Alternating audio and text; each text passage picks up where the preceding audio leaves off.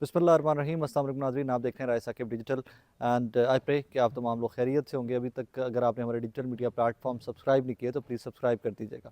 आज वाबटन ननकाना साहब में एक बड़ा अनफॉर्चुनेट सा वाक़या पेश आया। आप लोगों की नज़र से वो ख़बर गुजरी होगी, लेकिन उसकी डिटेल्स कुछ मुनफरिद हैं, कुछ डिफरेंट हैं व्हाट वी सॉ और व्हाट वी रेड। वो डिटेल्स, इससे पहले कि मैं डिटेल्स आपके सामने रखूँ उस पूरे वाक़े की, उससे पहले एक बार फिर से कि कानून जिस मुल्क में हो, जो रियासत हो, जहाँ पर आइन हो, कानून हो, वहाँ पर किसी भी किस्म के किसी भी मुजरिम को, किसी भी मुलजिम को अवाम, मॉब, हुजूम कत्ल नहीं कर सकता। उसको कानून और आइन सज़ा देता है। बहरहाल, एक साहब जिनको आपने देखा होगा कि पुलिस स्टेशन से निकाल कर वाबटन की अवाम ने कत्ल किया है, उस सारे वाक़े की डिटेल क्या है, मैं वो थोड़ी सी डिटेल्स आपके सामने रख दूँ। इन साहब के ऊपर इससे पहले भी ब्लास्फेमी का एक इल्ज़ाम था, उसके अंदर इनको सज़ा हुई थी और ये सज़ा काट कर बाहर आ चुके थे। तकरीबन 3 साल की सज़ा काट कर ये बाहर आए थे।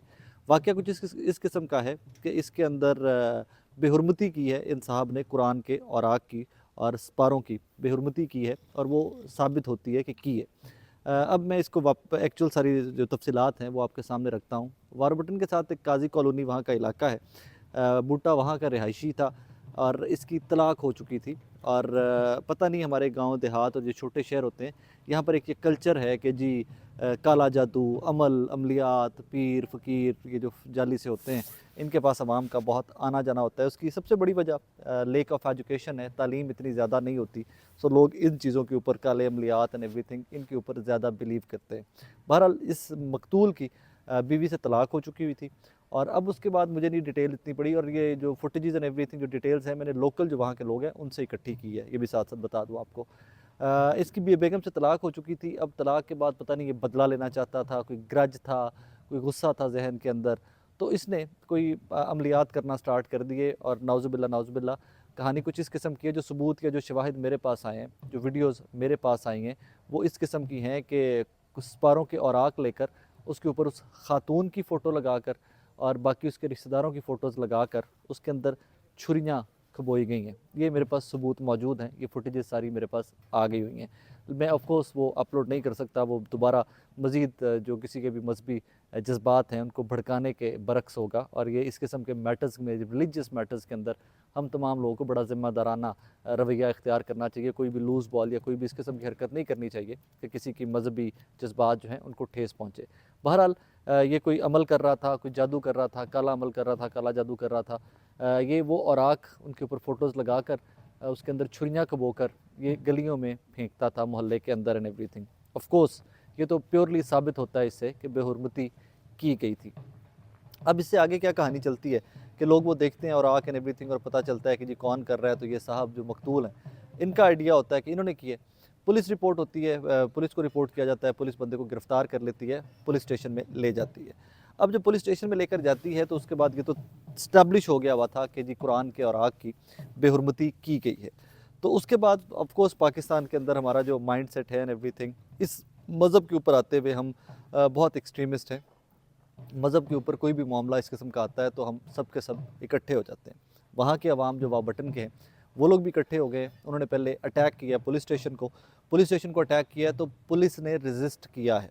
पुलिस ने कोशिश की है कि बचाया जा सके मामले को, मुजरिम को या मुलजिम को भी, मैं इस अदालत में तो केस गया नहीं था, तो मुलजिम को बचाया जा सके। लेकिन हजूम इतना ज़्यादा था, लोग इतने ज़्यादा थे कि ये लोग रेजिस्ट पुलिस नहीं कर सकी और वो लोग हवालात से बंदा निकाल कर बाहर ले गए। अब इसके आगे जो मनाजिर हैं नाजरीन, वो बड़े खौफनाक हैं, वो बड़े ही खौफनाक हैं। मेरे पास सारी वीडियोस मौजूद हैं वहाँ के, जो हुआ वहाँ पर। बंदे को घसीटा गया रोड के ऊपर, पहले बरहना करके उसको टांगों से रस्सी बांध कर घसीटा जा रहा है। और तब वो मैं उसके लिए क्या लफ्ज़ इस्तेमाल करूँ कि जिस तरह वो जान निकलने वाली फ़ेज़ होती है ना, वो उस फेज़ के अंदर है कि is dying at that time. तो पत्थर मारे जा रहे हैं, सोटियों से तशद्दुद किया जा रहा है, रॉडों से मारा जा रहा है, और वो मुकम्मल बरहना वो शख्स है जिसको कत्ल किया गया। उसके बाद आगे लेकर जाते हैं और आगे ले जाकर उसकी लाश को रख कर आग लगा देते हैं। अब ये गैर मुसद्दका होगा कहना कि तब तक वो शख्स मर चुका था या ज़िंदा था, क्योंकि जो फुटेजेस हैं उसके अंदर तो एक बस बर्निंग डेड बॉडी पड़ी हुई है एंड एवरीथिंग।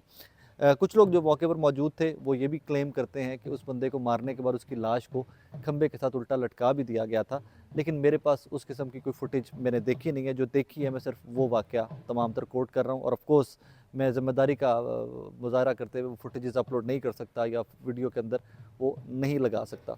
उसके अंदर मार दिया गया है एंड फिर उसके बाद लाश को जला दिया गया है। यहाँ पर चंद सवालात पैदा होते हैं आपके और मेरे माशरे के ऊपर कि कभी हम चर्च जला देते हैं, कभी अहमदियों की इबादतगाह जला देते हैं, कभी हम किस किस्म का बंदा मार देते हैं। यहाँ पर ये चीज़ बज़ाहिर इस्टेब्लिश्ड है कि इस मकतूल ने तौहीन कुरान या बेहुरमती कुरान पाक की बिल्कुल की, लेकिन एट द सेम टाइम इसका कौन साबित करेगा कि हुई या नहीं हुई, इसके पीछे मुहर्रकात क्या थे और इसको सज़ा क्या बनती है, इसको आप और मैं हुजूम कौम अवाम होते हुए सज़ा नहीं दे सकते। सज़ा इवेंचुअली इसको अदालतों ने ही देनी थी।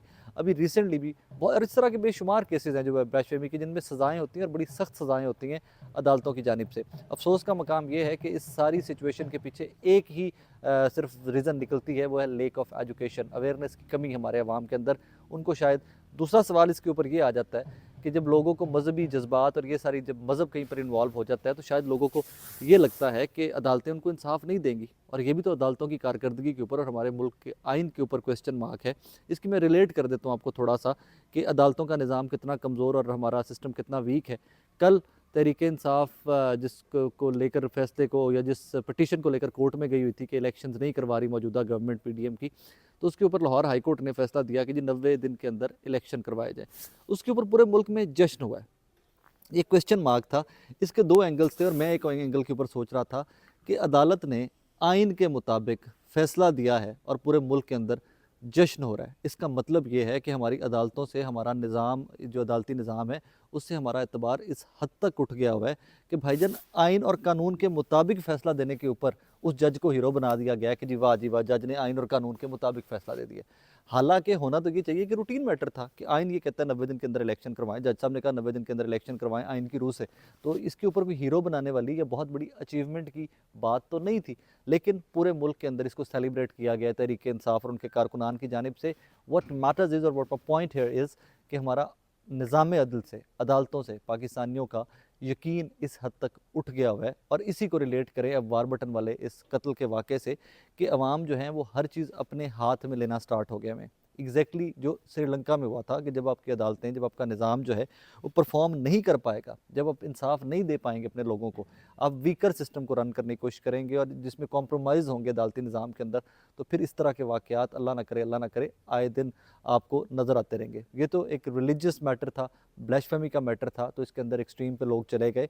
लेकिन इन डेज़ टू कम अगर हालात वाक़यात इकॉनमी के आपके मुल्क के इसी तरह रहते हैं तो अल्लाह कभी ना करे, अल्लाह कभी ना करे, ये कोई चोर भी पकड़ेंगे तो मौके पे मार देंगे, ये कोई छोटे मोटी शरारत के ऊपर भी लोग एक दूसरे को कत्ल करने लग जाएंगे, क्योंकि रिलीजियस एक्सट्रीमिज़म के साथ इकनॉमिक एक्सट्रीमिज़म और ये तमाम चीज़ें को रिलेट करती हैं कि आपके इकनॉमिक कंडीशन अच्छी नहीं है तो लोगों में चोरी डकैती का रुझान बढ़ेगा, चोरी डकैती का रुझान बढ़ेगा तो जिन लोगों का नुकसान होगा वो भी अदालतों के ऊपर बिलीव नहीं है तो लोग खुद से फैसले करने लग जाएंगे। मैं एंड में सिर्फ एक चीज़ कहना चाहूँगा, कोई भी मुजरिम है, कोई भी मुलजिम है, उसकी सज़ा मुल्क का आइन और कानून देता है।